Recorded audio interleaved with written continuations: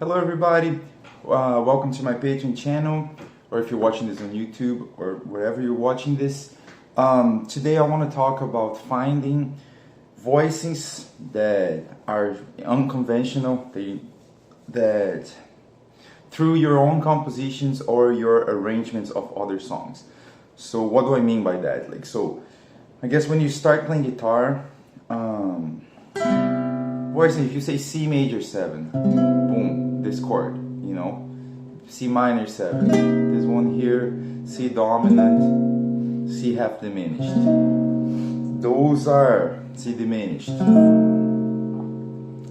Voicings that,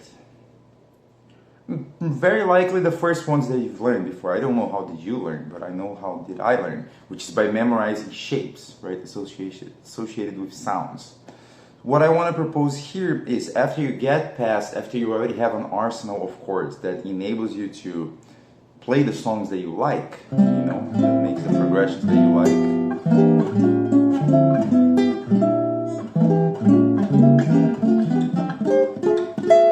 It may happen that you might, even those here, which is chords of fourths, at some point, you might want to try to find your own voicings, right? Like the voices that you don't hear every time, that are kind of special, like a special dish that you only eat once a year.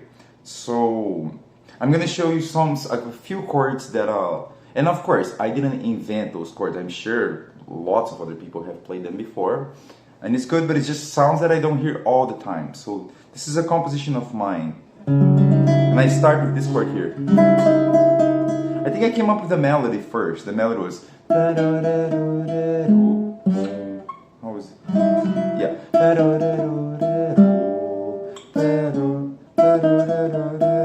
the first thing. So...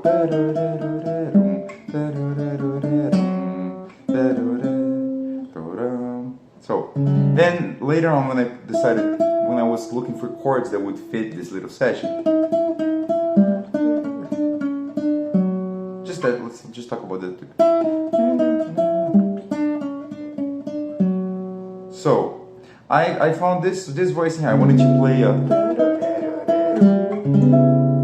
which it's a C sharp half diminished chord, and if you will, if all those notes, even though this can be seen as a passing note, it does fit that scale here. What is that scale here? It's the E melodic minor scale. So if you analyze the chords of if you know the 7 note, 1, 2, 3, 4, 5, 6, 7, that's E melodic minor. If you look at the chords that are possible within that scale, like how can you put the notes together creating chords, you're gonna find this guy here, a C sharp half diminished, but not only that though, you're gonna see that there's a D sharp on that, right? So you can play, and on the piano you can play the whole scale like as a chord, right? You can play 1, 2, 3, 4, 5, 6, 7, and play on the guitar. That's not possible. Maybe it's possible if some crazy person will find it, but I don't want to look for it. It's impossible. And but it's possible to mix and match a few of the notes of the scale. So what I noticed by playing a C sharp, and then I wanted a C sharp half diminished chord, and I wanted to have a D sharp on the chord, which happens to be the major 7. Yeah, so it's a half diminished chord with a major 7. No, is it? With a major 9, a half diminished chord with a major 9. Right? But then, very guitaristic thing, I know I'm playing D sharp, and I also want to play an E, which is open, so I can play both at the same time.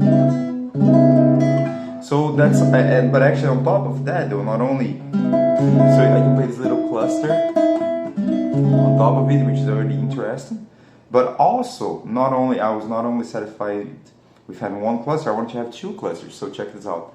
On this chord here, that's like the basic, like how you play a C sharp half diminished. You know, the first time you learn the half diminished chord, that's most likely. But now, since it's on this unique region of the guitar here,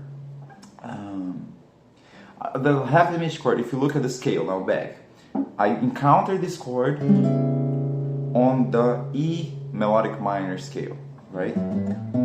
So all those notes are available to me, literally all of them. Like the chord usually play 4 notes, 1, 2, 3, 4, and the other 3 on the scale usually are good notes to be used as extensions, as embellishments. In this case here, I want to add an 11. I know that the 11 on half diminished chords usually can work, you know.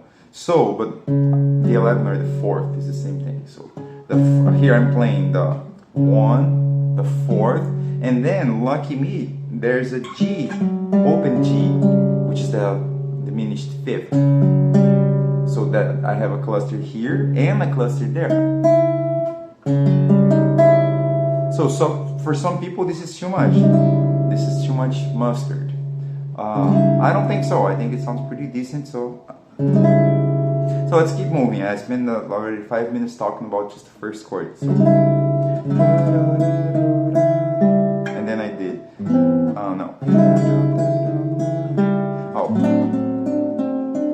Nothing special. Nothing special either. Then, this one I think it's somewhat special. I'm playing an A minor 9. So, here's your regular pedestrian A minor, right? A minor 7. Then in order to, like, using the benefits of having this beautiful instrument, the guitar, the open strings. So there's a very common voicing that you can play instead of just playing the 5 here on top. Is it E? You can play that open E, which enables you to play this note here, C, and the 9, B at the same time. Another cluster, E minor, right? But I wanted to put the B on the bass, the 9 on the bass. So it is a unique sound. But now the one that I really wanted to talk about right now, that comes from searching from your own compositions. This one here.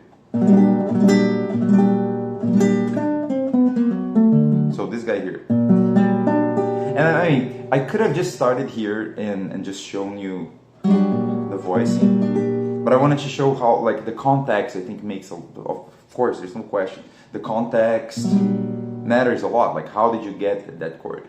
I saw a fantastic guitar player, Lageland, talking about it, that he, at some point, like, he knew a bunch of hip voicings, he knew a bunch of really cool, him or Mike Moreno either, but they're both fantastic guitar players that play, you can recognize their own sound. And either of them talking about, it was Lageland, about how he would have his favorite voicings, but they wouldn't work because he didn't know how to put them together in the context of the song. He would just, like, see whatever, a B flat major 7 voicing, and he would play a voicing that he liked, but it wouldn't always work. And he was wondering. Then later on he found out that because he needed to find the specific context to apply that stuff. So we did all that stuff.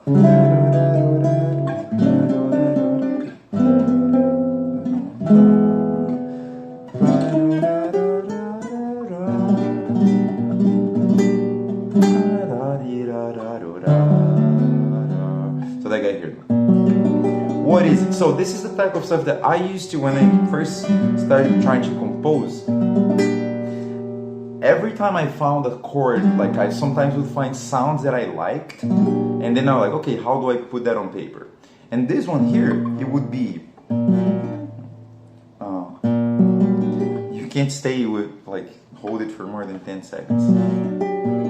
I still have to pray, I don't always get it right. But so what am I playing? I'm playing B flat is a bass, and then I'm playing the sharp 5. It looks like this voice here, just like B flat, major 7, sharp 5, but it's not. It is, but it is a little bit more than that. Because what am I doing? I'm playing the the sharp 5, and the 6, which is the open string. I could have stopped here, but that's really the meat of the chord. It's playing the major 7.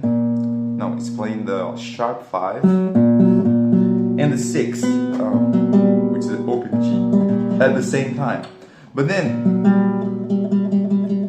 to make sure that this chord was heard on the context that I wanted, which is a major 7 for sharp 5, I decided to put I just played the major 3rd on top, and I'm doubling the G here, which is so I mean nothing super special, but it's just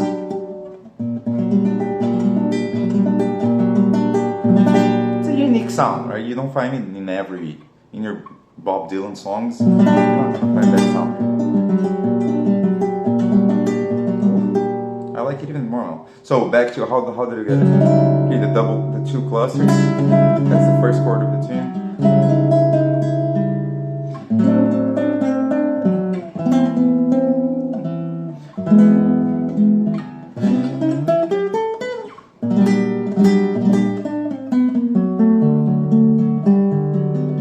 Just keep moving. There's a couple more.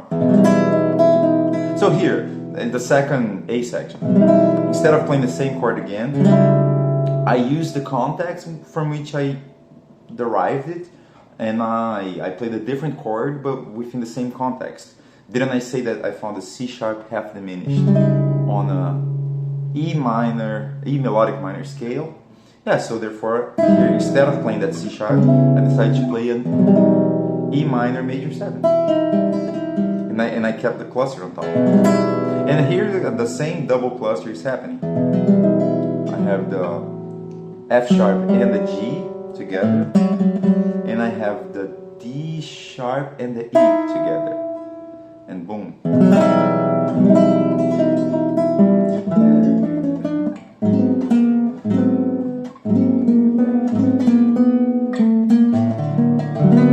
This one I think is kind of cool too. See, I could keep those 2 top open strings on anything. I guess you can play giant steps with those 2 open strings. A little bit too much, right?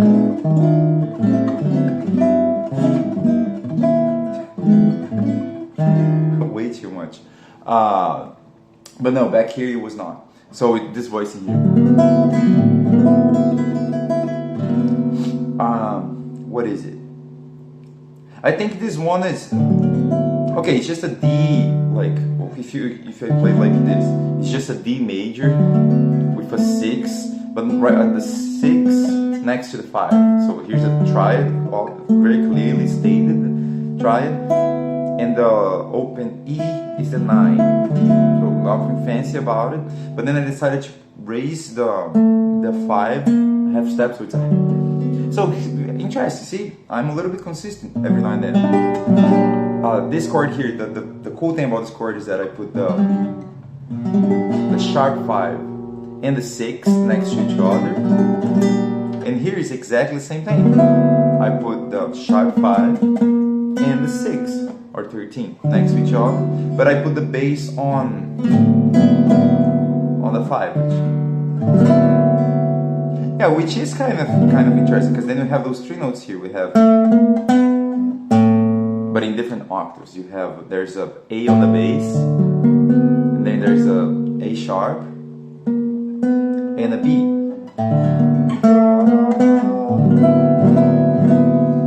So see, it's not quite this is not Schoenberg, it's not serialism, I'm not using anything absolutely dodecaphonic, which sounds like an insult. But it's not it's far from Bob Dylan as well, right? Or even Joe Pass. I mean, maybe Joe Pass did play some pretty nuts chords, but not all the time. His vocabulary, he wouldn't go he wouldn't put, let's say, like a flat 9 on a major 7 chord, which maybe he would, who knows. I didn't hear everything. That's from another song, like the major 7 with a flat 9, which I know Joe Henderson uses. Now if this wasn't all over the place enough, now it is. I've put this chord here on another of my songs, which is this, just this, what is this voice? Yeah, it's like the so what voicing up here. I guess you would call it a F sharp minor with the chord of beginnings with the third on top. But then I decided instead of the bass on the F sharp, I put the bass on C. So it doesn't sound so insulting, so hurtful. Maybe because it's far away, like the bass. But then if you analyze what's going on here, it's pretty nuts. It's like you have the C, you have the major 7, I mean up to here. It's just that, like you've played this before. Like if you're watching it up to now, you probably have played this chord before. C major 7, 13. But with a flat 9 on top, flat 9 on top. See, when you sing, it doesn't sound that crazy. Or does it? But then on paper, you know, if you see your beginning Jamie Aebersold book that tells you which scale to play over which chord, or which notes fit, or which notes are right, which notes are wrong. The flat 9 over a major 7 chord, it's pretty out there. Which is annoying, because then you have to find what sounds to play over this to make this work. I'm still searching, I'm not quite sure who can play. There's one that, oh yeah. Richie Byron. He's the king of those chords, like stack on piano player Richie Byron, like playing 3 different chords sounds that are unrelated, but then making it work with one chord. He talks about just forgetting about the bass and just playing the upper structure of the chord. So I guess you could treat it as F sharp minor.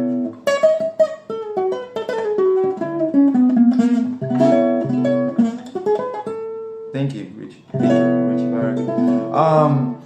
I think that's probably enough, right? A couple of different chords. I showed you this one. I showed you how I arrived at this one, and then I showed how I arrived at this one, and then I showed how I arrived at this one here. That's plenty. Thank you for watching, and this Patreon thing you can join for $3 a month. It's pretty ridiculous. So tell your friends and your enemies. I'll see you later.